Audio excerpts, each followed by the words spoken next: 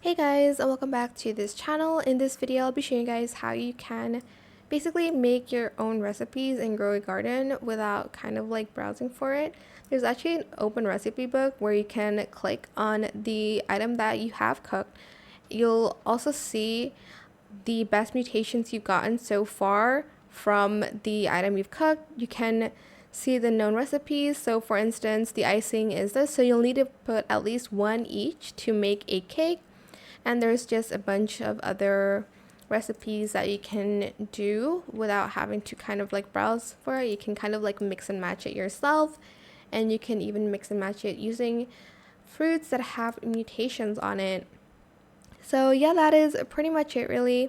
I hope this tutorial was helpful for you guys. Don't forget to like, comment, share, and also subscribe to this channel if you haven't done that already.